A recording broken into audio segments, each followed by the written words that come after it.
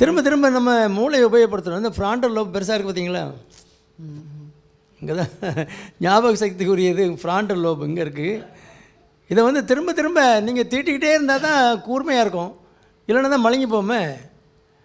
அது திரும்ப திரும்ப நீங்கள் அதை அந்த பாடல்கள்லாம் போட்டு அப்படியே ஸ்டோர் பண்ணிடணும், அப்புறம் தட்டி விட்டால் வரணும், அவ்வளோதான். அது நம்மளுடைய ஒரு பாட்டு தப்பாக பாடணும், சில வரலைன்னா ரெஃபர் பண்ணிக்கணும். அப்படிங்கும்போது நம்ம பாடங்களை ரெஃபர் பண்ணுற மாதிரி அந்த பாட்டுகளை நம்ம வந்து மனப்பாடமாக பண்ணிட்டோன்னா அது வந்து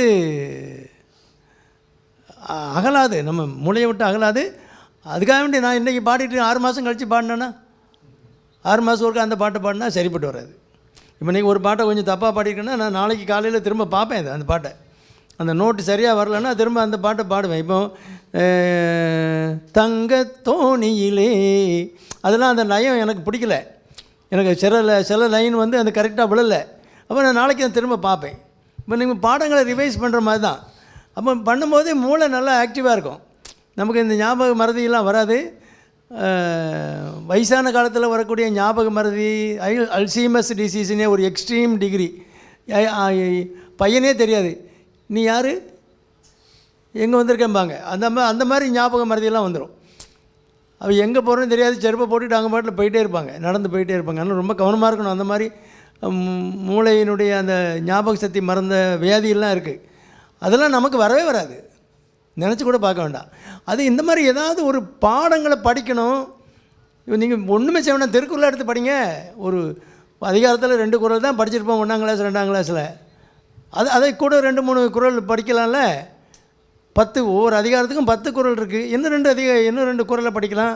ஒரு உரையை வாங்கி வச்சு அதில் அர்த்தத்தை புரிஞ்சு தெரியலாம். வயசான காலத்தில் அதை படித்தாலே போதும்.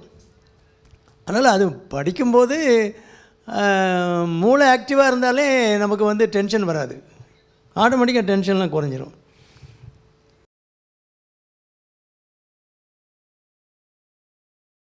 இசை என்பது அந்த சொல்லினுடைய ஒரு பிரமாதமான ஒரு வடிவம், மனிதனை ஈர்க்கக்கூடியது. ஆனால் இசையில் நிறைய கருத்துக்களை உள்ள வச்சு அந்தந்த உணர்வுக்கேற்ற மாதிரி இசையை கொண்டு வரும்போது அது மனிதனை இசையால் வசமாக இதயம் இது இறைவனை இசை வடிவம் என்னும் போது அப்படிங்கிறது நம்முடைய டிஎம்எஸ் பாடுற பாட்டு. இசை ஆர்வங்கிறது ரொம்ப நல்லது, மனதுக்கு நல்லது. உடல் எண்ணி ஒன்று இருக்குது. இப்போ நிறையா ஒரு மனசுக்கு உடல்நிலை சரியில்லைன்னா நான் லீவு கேட்குறோம். எனக்கு உடல்நிலை சரியில்லை, நான் 1 வாரம் லீவுன்ட்டு. எனக்கு மனநிலை சரியில்லைன்னு யாரும் லீவு கேட்குறோமா? கேட்குறது இல்லை. போய் அவன் வேலையை பாருயா, மனநிலை சரியில்லையா அப்படிம்போம். அதனால் மனநிலையை சரியாக வச்சுக்கணுன்னா இசை ஒரு கருவி, அதுக்கு ஒரு இசை கருவி.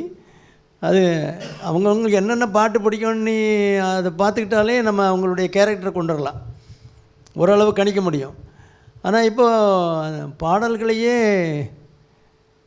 ரொம்ப மோசமான தமிழ் பாட்டானே கண்டுபிடிக்கவே கஷ்டமாக இருக்குது. அந்த அளவுக்கு பாடல்கள்னு சொல்கிறாங்க, ஆனால் என்ன பண்ணுன்னு தெரில. அந்த அளவுக்கு இசை போயிட்டுருக்கனால தான் பிள்ளைகளுக்கு வந்து ஒரு அபரண்ட் பிஹேவியர்லாம் இருக்குது. யாரும் பெரியவங்க சொன்னால் கேட்குறதில்ல, பெரியவங்களை மதிக்கிறதில்ல, அவன் நினச்சப்படி செய்கிறது, எல்லோரையும் எடுத்தெறிஞ்சு பேசுகிறது, அந்த கேரக்டர் எல்லாமே அந்த இசையை கேட்காதனால தான் வருது. நம்மலாம் சின்ன பிள்ளையில் நல்ல இசை, நல்ல சிலானில் போடுற பாட்டுகள்லாம் அப்படியே கேட்டு உள்வாங்கி இருந்தாலும் நம்ம நல்லா இருக்கும். அதனால் இசை வந்து ஒரு மனிதனுக்கு அத்தியாவசியமானது.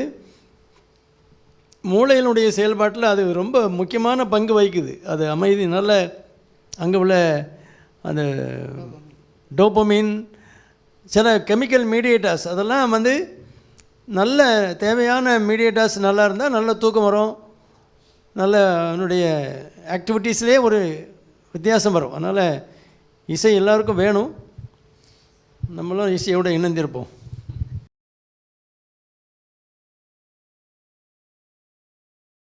கரெக்டாக நீங்கள் அந்த HbA1c வச்சு பெருசாக என்ன பண்ண போகிறீங்க? உங்கள் லைஃப் ஸ்டைல் சேஞ்ச் ஆகாமல் நீங்கள் மாத்திரையை போட்டு இன்சுலினை போட்டு சரி பண்ணி ஒன்றும் பிரயோஜனம் இல்லை. அதனால் HbA1c வந்து ஒரு பெரிய மார்க்கர் கிடையாது, ரேண்டமாக நம்ம டெஸ்ட் பண்ணாலே போதும்.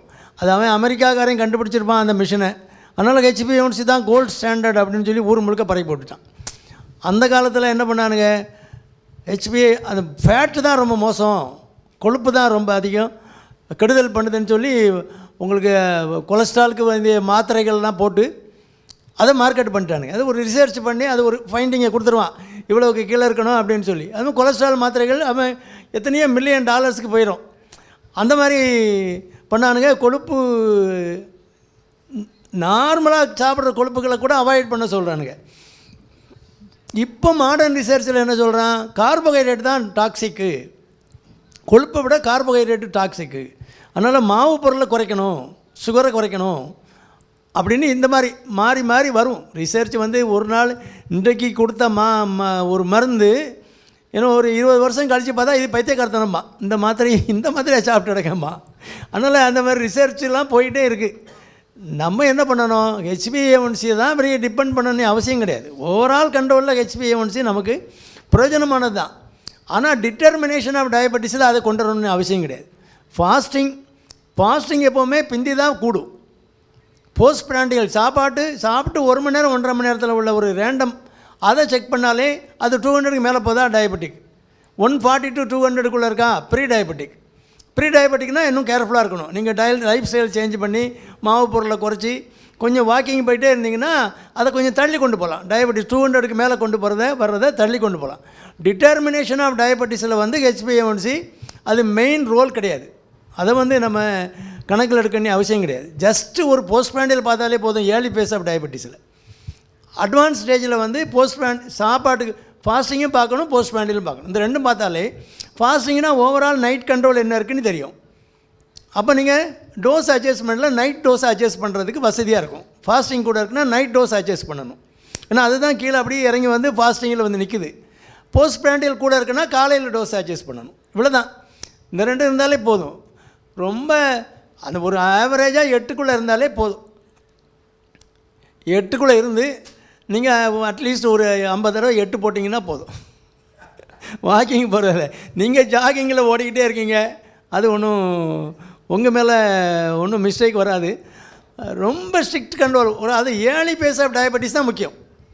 அப்போ தான் காம்ப்ளிகேஷன்ஸ்னால் விதை போடுறாங்க. ஒரு 15 வருஷம் 20 வருஷம் ஆன பிறகு கொஞ்சம் ரிலாக்ஸ் பண்ணிக்கலாம். ஏன்னா விதை போட்டது தான் முளைச்சி வளருமே தவிர அந்த 15 வருஷம் கழித்து புதுசாக விதை போட முடியாது. அங்கே ஒன்றும் முளைக்காது. ஏன்னா 15 வருஷம் கழித்து அவன் வயசு 60 இருக்கும். இப்போது கொஞ்சம் ரிலாக்ஸ்டாக இருக்கனால இனி ஒரு காம்ப்ளிகேஷன் செட்டின் ஆகி அவன் வர்றதுக்கு 90 வயசு ஆகும். அவ்வளோ நாள் இருக்கணுமாண்ணே டயபெட்டிஸை வச்சுக்கிட்டு? அதுக்குள்ளே கண்ணில் பிரச்சனை வரும், கிட்னியில் பிரச்சனை வரும், ஹார்ட்டில் பிரச்சனை வரும். பிரச்சனையோடையே வாழ்கிறது. அதனால் கொஞ்சம் ரிலாக்ஸ் பண்ணிக்கலாம். ரொம்ப ஒன்றும் இல்லாமல் 8 வரைக்கும் கொண்டு போய்க்கலாம். டிட்டர்மினேஷன் ஆஃப் டயபெட்டிஸில் அது வந்து எனக்கு அதில் உடன்பாடு இல்லை. ஃபாஸ்டிங் பிபி பார்த்தா போதும். Early phase of diabetes suspicion இருக்கா, போஸ்ட் பிராண்டியல் பாருங்கள். ஓவரால் கண்ட்ரோலுக்கு வரணும். டயபெட்டிக் எஸ்டாப்ளிஷ் டயபெட்டிஸ்னால் ஃபாஸ்டிங் அண்ட் போஸ்ட் பிராண்டியல். சாப்பிட முன்னாலே சாப்பிட்ட பிறகு 2 சுகர் அந்த மாத்திரையை போட்டுட்டு பார்த்தோன்னா நம்ம டோசேஜ் அட்ஜஸ்ட் பண்ணிக்கலாம்.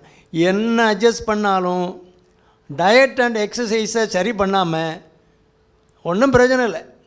நீங்கள் கண்ட்ரோல் பண்ணி காட்டிக்குவீங்க. ஃபிசிக்கல் ஆக்டிவிட்டி இல்லைன்னா ரத்த குழாய் பழுதாகி போகுமே, எல்லா ரத்த குழாயும் டேமேஜ் ஆகி போகும்.